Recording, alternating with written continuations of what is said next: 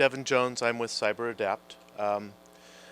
Really, only the last 4 or 5 years has the cybersecurity industry been comfortable talking about breaches. In fact, CISOs and security analysts would probably lose their job if there was a hint that there was a breach within the network because the C-suite didn't quite understand. They spent so much time and money building a really strong perimeter, and the industry has done a great job of building a perimeter with firewalls and IDS and IPS, and even if you want to go as sophisticated as a sandbox. And they've done as good a job as about anybody could. But the one area that people really haven't been thinking about is inside the network. And that's where a lot of the new work is happening. Hackers have gotten more sophisticated. The attacks are sometimes, in fact often now, no longer attacking that perimeter, but it's actually getting in through phishing in other ways or having the inside man. And it's not just malware.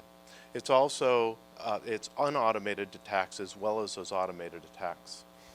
The hackers are very well funded. They're more well trained. It's no longer Matthew Broderick trying to get into NORAD wearing tennis shoes running around, but it's organized crime. And these guys have the money and the technical knowledge and the patience to get in, and they do. So what we've done is we've built a platform that looks in the area that most people just don't have the equipment to do. We're looking at the packets as they pass on the wire in real time.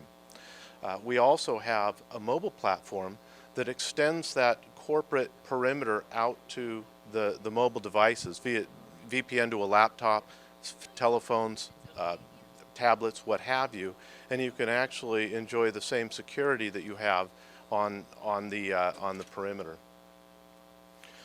What we're doing, as I'd mentioned, is we're monitoring traffic 100% of the time in real time, and we're looking for specific attack behaviors.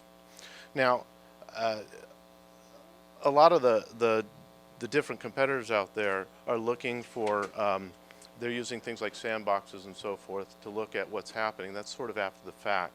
We're looking for the specific attacks that are happening in real time, the commands. We're grabbing the packet and looking inside, creating an evidence trail of what's happening as it's happening so that you can have the fastest knowledge.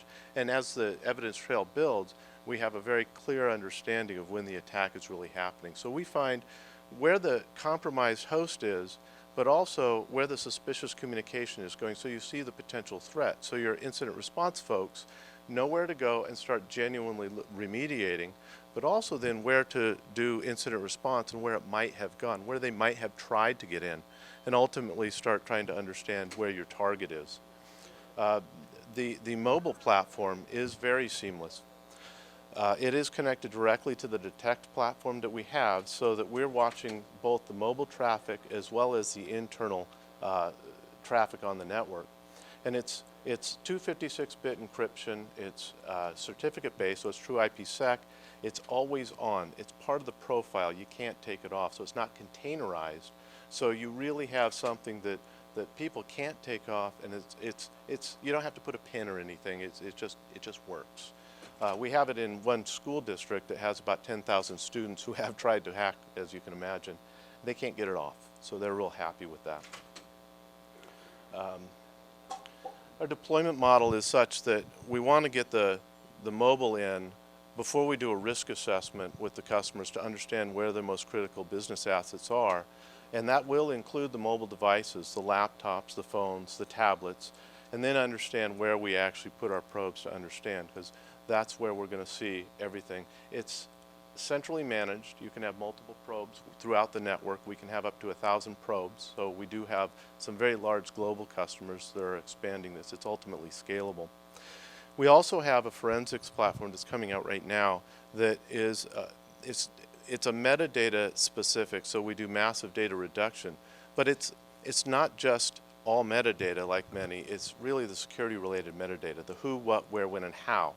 And the amount of condensation of data is excellent, so you can have something operating full time for a year, year and a half, and you have this great history. So when you do have an incident, you can take a look at the incident, where the compromised host is, where the suspicious communication is, so you can see where the potential compromises are. And then you also have the context from the forensics to actually take a look at it and see where the the areas could have gone and where we might not have seen, because anybody who says they catch everything is making a pretty large leap of logic. Our system, what we're doing, a lot of people think about signatures, as Menlo talked about earlier.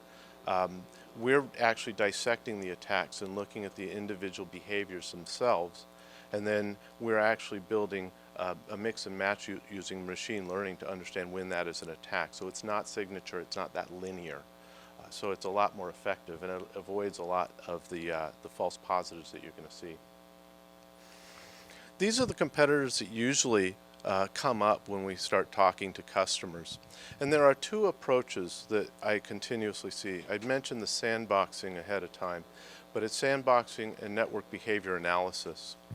They say that that's real time, and sandboxing by its nature can't be real time. It's good and it has its place, but sandboxing takes a number of packets and recreates the message, and then extracts the file in it and puts it in the sandbox and watches it for a period of time. And sure, it's accelerated, but it's a period of time. You now have removed the real time. And what those technologies do is they create a dynamic signature when they do find something, and they partner with in-house agents so that they can apply that signature for where that file has gone and see around it what has happened. And that's it's interesting, but it's not the real-time effectiveness that we're looking for. It's the time to know that the customers are looking for. Network behavior analysis has a place as well, and I think it's important, as I do threat feeds. Both technologies have been around for a long time, and both technologies do record sort of an after-the-fact what has happened. Threat feeds themselves, we do integrate with them, and we use it as additive, but it's additive to the advanced detection, and we think that's important.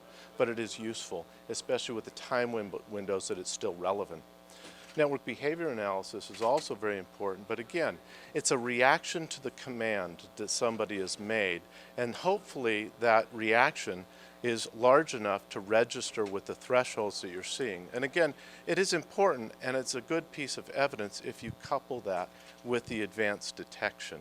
So that's how we view the advanced detection inside the wire, is really looking for the specific behaviors when they're happening and connecting these dots to create an evidence trail.